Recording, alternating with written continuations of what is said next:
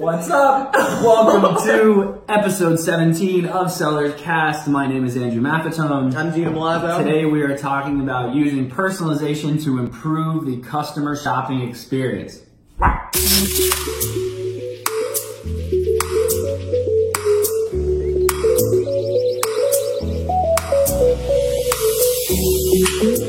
So today we're going to talk about personalization. This is always like every time I have this conversation, people go, "Oh, you mean like where Facebook knows that they're listening to me all the time? Oh my God, they know my shoe size. I sneezed the other day, and now I see an ad for Kleenex. Did they know I sneezed? No, they don't.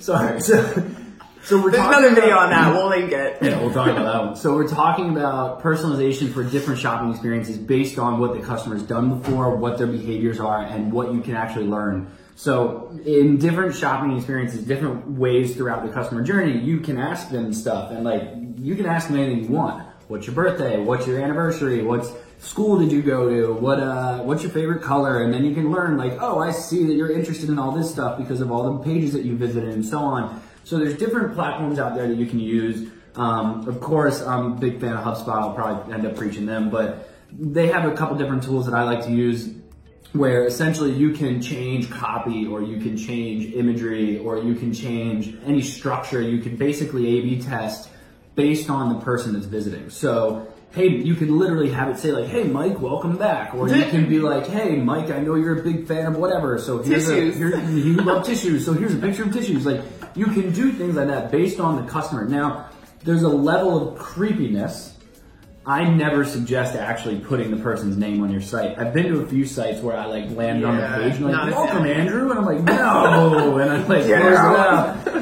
And if anyone has that, we're not sorry. Take it off. Don't take get it off it, please. It comes off. It's creepy. To me, it comes off. It's like, "Welcome, Andrew. Here's your most recent purchase and your social security number." And I was like, no, thank you. Don't personalize. So now we're talking like pop-ups, we're talking emails, we're talking different situations. So pop-up, you can generalize it based on the category. So, hey, I know you just came from Instagram, so here is an Instagram-looking pop-up, or you just came from Facebook, here's another Facebook one, or you came from a landing page, you came from this, you came from that. You can base it on where they came from and what you kind of already know about them.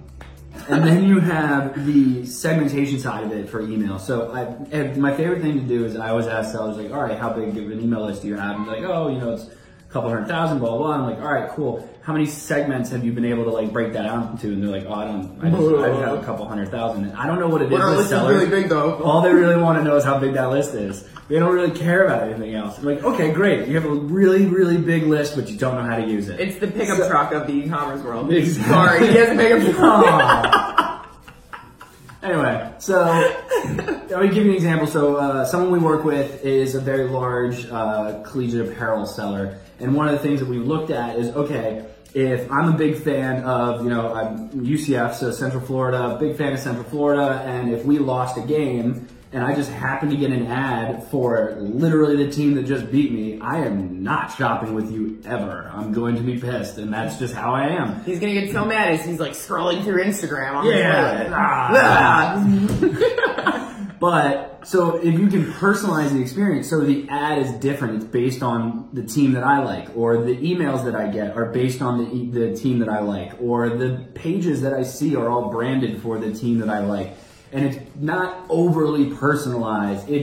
You want to personalize, but you also want to generalize that specific type of audience, not that individual person. Yeah, don't pigeonhole. So a great example, the college example is perfect because you don't care about colleges other than your own. But I think as far as categories go, think about categories that are still kind of related.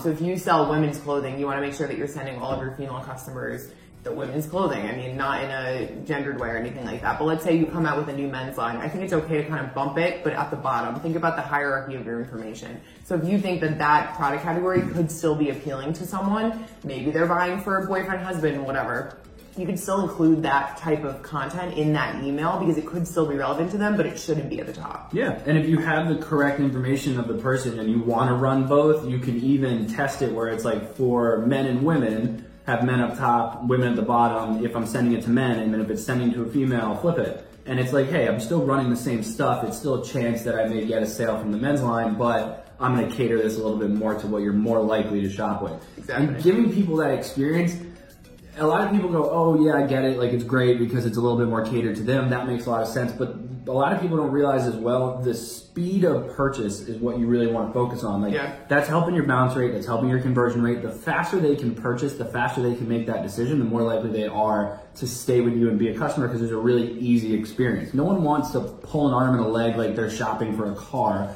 They just want to be like, oh yeah, I do want this, and they go buy it and that's it. So having the personalization side, they're a lot more comfortable with their purchase because they're not sifting through 500 things that aren't relevant to them. They don't have to hunt for it. It's just right there, like, hey, we know what you like. Here's what you like. If you want it, great. If not, we understand. Have a good day. Make it idiot-proof. Exactly. I mean, really, the bar is so much higher now for ads. We joke that, people feel like Facebook is watching them, but when's the last time you saw an ad that wasn't really all that relevant to you? Yeah. The bar's a lot higher. I mean, people kind of expect a certain level of customization now, too. Yeah. So we always plug a tool. Typically, I've done HubSpot before, so I'm not going to do that one today. HubSpot is great. Love you guys. We still love you, don't worry. Yeah, I'm not doing you. So the Klaviyo is probably the one I'm going to mention here.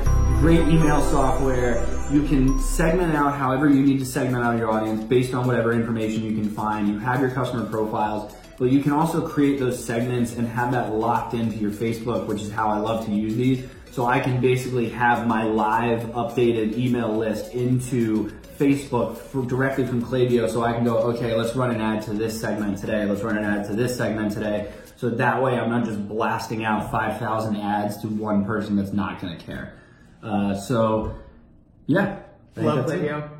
Appreciate it. Thanks everyone for joining us. As usual, please, of course, make sure you subscribe, hit the little subscribe button. And then, of course, if you have any questions or if you have some ideas on something you would like us to talk about for next week, please comment below and we will make sure to address all of them as much as we can. But once again, thank you for joining us and we will see you next week.